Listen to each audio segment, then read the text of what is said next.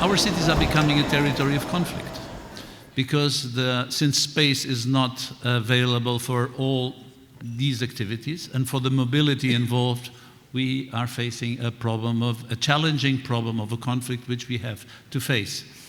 And unfortunately, what we see across the board is because of insufficient policies or insufficient power from the cities, we think very often our citizens are losing this conflict. This pressure has also is having a huge impact in the cost not only of housing, but in terms of what we could call offices, traditional activities which are suddenly losing space. And somehow what we see in terms of tourism is the informality of tourism. Our cities, European cities, were always intersocial cities, where in the same part of the city you had the rich people, you had the poor people, and you had the middle class.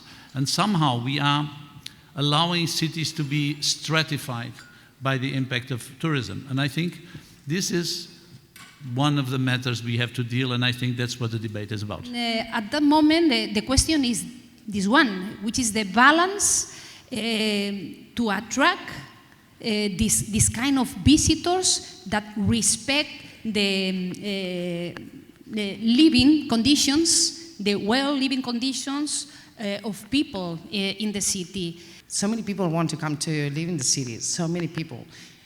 They come to the city because they want opportunities, because they want to choose, because they want liberty, because they want to, start a business or just study something. Because the cities are the places of the opportunities of the real world, the world of today.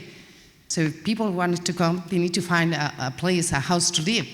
But if you contract the offer, there is no way you're going to be able to fight the price scale. There is no way. We need to share knowledge, we need to talk to each other, we need to learn from each other. That is very important. But sometimes we need to think that maybe one city's recipe is not good for another city's recipe because, the problems are just different. So we can learn from each other, but you only want to say that not all the recipes are going to work somewhere else. So I just want to say that housing will be one of the main topics for the next few years. And I think that the solution is to let people find a house they need. In Oulu used to be, my city is quite cheap in comparison to other big cities in Finland. The standard of living is high, of course, but the prices of houses is cheap. In particularly the old houses, old flats. But the new flats are very expensive. We are a city of young people, city of a lot of students. It means that in the city center we have many high houses with very small flats. And this is not what we wish. We wish to have a more versatile citizens living in the city center, not just students. Students are okay, but we need also definitely families. And what we wish is that to have more rent possibilities. You always don't have to own your house. That's a very slow process in Finland. It has been very big pride for the Finns to own their house, to construct their house and so forth.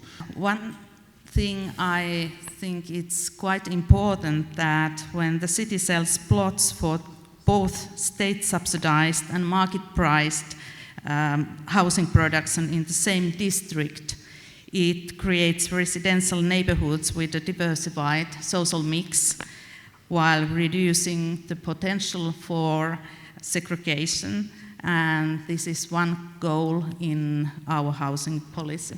Creo que la vivienda, por ejemplo, es sin duda un elemento movilizador de lo que puede ser la transición ecológica, la transformación de nuestras ciudades, y que tenemos la obligación desde los ayuntamientos, desde los gobiernos locales, de impulsar, por ejemplo, en aquellas zonas más desfavorecidas, en lo que denominamos los lugares en donde la pobreza energética es un gran problema para los ciudadanos, pagar la factura de la luz cada mes o tener viviendas que no tienen un acondicionamiento adecuado desde el punto de vista medioambiental. Los gobiernos locales, los ayuntamientos, tenemos la obligación de invertir, de dedicar fondos públicos a rehabilitar energéticamente esas viviendas, a mejorar la calidad de vida de esas familias y a darles una oportunidad que otros pueden tener por tener, en este caso, mayor capacidad económica y ellos seguramente no. Por tanto, reivindico en este foro de ciudades en el que hemos hablado de modernización, que hemos hablado de digitalización, que hemos hablado también de sostenibilidad, que seamos capaces de movilizar en ese New Green Deal muchos más recursos públicos para la rehabilitación energética de vivienda a través y con el protagonismo de las ciudades en primer lugar. How many houses in Singapore are social housing? So give me a number. 10%. Your hand, raise your hand.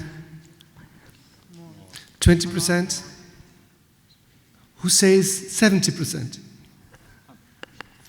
It is 80%. But it depends what you call social. Social housing. And the way such a city is defining the word social is fabulous. That means in one of the richest parts of the world, with people with the most high income in the world, the word social is defined not equal poor. That's significant. That social policy is not dealing with poor people. No, it's dealing with civilization. You gave the example of Singapore. I thought it was 60%, but you said it's 80%. But in Portugal, it's 2%. In the city of Porto, it's about 14%, and we are the biggest in Portugal. But can a country like Portugal afford suddenly to go to 80%? But the problem is housing. And what I think is what we need currently is to look into, first of all, something you mentioned. We have too many citizens of Europe who live in houses they would like to get rid of, and they can't because they own houses. Privately owned houses is actually a problem in countries like Portugal. In my generation, everybody was subsidized by the government to buy their own house. And now the houses are probably too big, or they are not adequate, so we have a problem. We have to look at things like co-housing for the older people, my generation. Maybe when I leave the town hall, I want to go and live with friends. Co-housing is one of the things we should look at. We should look at affordable housing. And affordable housing, what do we have to do? Increase the supply. How do we increase the supply? Let's face it, do what the Americans have done so efficiently in some cities. Densify cities. Densification is not a problem. On the contrary, when we look now at sustainability in terms of the environment, we have found out that cities with skyscrapers are probably more efficient than cities which sprawl with the small houses. It's better to, when you look at this example, it's something we have to do. And we, the politicians, we have been too shy. We have been in the hands of people who have designed urban developments which want a house to have 2 floors. Sorry, it's not viable. It will destroy the landscape. It will occupy and spoil the land. It will only cause problems. So I think basically we, and that would be my last message, we have to act on the supply chain without making the market a devil, but thinking that, in fact, yes, it is an option. It's a political option to say we have to put more money, but we also have, in terms of city planning, to have the courage to say we need dense cities. Dense cities are much safer than non-dense cities, and they are much more efficient from an environmental point of view. And also, from a mobility point of view, they work better if we make sure that people can live next to their jobs.